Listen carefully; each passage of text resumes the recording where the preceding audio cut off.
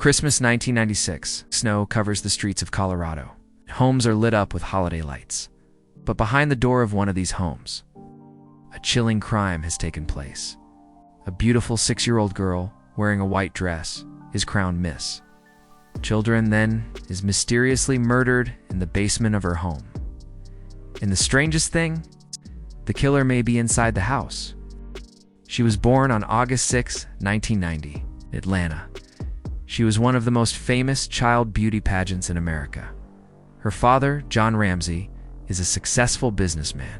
Her mother, Patsy Ramsey, was also a former beauty queen. The family lived in Boulder, Colorado, in a huge 3-story mansion, living a luxurious and seemingly quiet life. On the night of December 25th, the family attended a party at a friend's house and returned around 9:30 p.m. The next morning, December 26th, at 5:52 a.m., Patsy Ramsey called 911, her voice shaking. Going on there, ma'am. We have a kidnapping. Hurry, please. Explain to me what's going on, okay? There's a note left and our daughter's gone. They later told investigators they found a hand-printed 3-page ransom note demanding $118,000. However, strange thing is that this amount literally matched the father's annual bonus from his job. After more than 7 hours of police presence at the house, while the father was checking the basement, he suddenly shouted, "I found her." Found her, it was a rush of relief. And then, of course, within moments, I realized that she probably was dead. But she was back in my arms.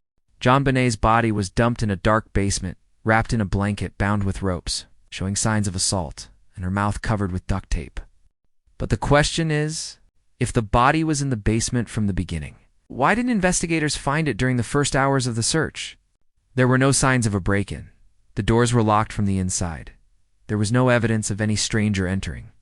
Police began to suspect that the crime had taken place inside the house. The ransom note was written in a dramatic style. It was very long and illogical. Pen and paper used were later revealed to have come from inside the house itself. Audio analysis of the mother's emergency call revealed background whispers after the call ended, possibly from other people. What about her brother Burak? Her brother Burak Ramsey is 9 years old.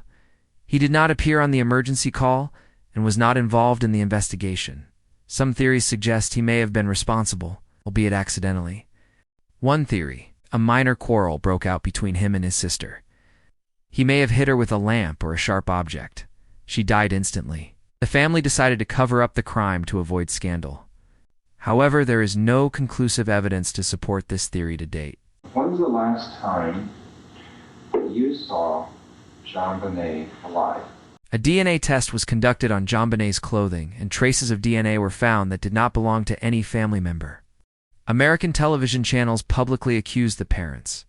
They appeared in numerous interviews, some of which seemed unnatural. People wondered, why didn't they collapse? Why were their responses so cold? Trace evidence that appears to link you to the death of JonBenet. What would you tell me? Go back to the damn drawing board. I didn't do it. John Ramsey didn't do it, and we didn't have a clue of anybody who did do it. Mr. Ramsey, did you kill JonBenet? No, I did not. Mrs. Ramsey, did you kill your daughter? No, I did not kill my daughter. In 2008, the family was officially exonerated following a new DNA test. But the controversy did not end there. Today, more than 25 years have passed since the incident. The father is still alive, and the mother died of cancer in 2006. As for Burke, he disappeared from the media until he returned in a strange interview in 2016, during which he smiled suspiciously while talking about his sister's murder. I remember the casket was small and her eyes were closed. I think one of her eyes was a little bit like droopy or something. I thought that was weird. How did you feel seeing her? A lot of sadness. I don't think I really fully grasped, like, after this I won't see her again. Next thing I remember, and my dad came and told me JonBenet is in heaven now, and he started crying. Then I started crying. JonBenet has not been forgotten. Her image is still shown in every crime documentary. And it raises a frightening question. How could a child be killed inside her home without anyone knowing who the killer was?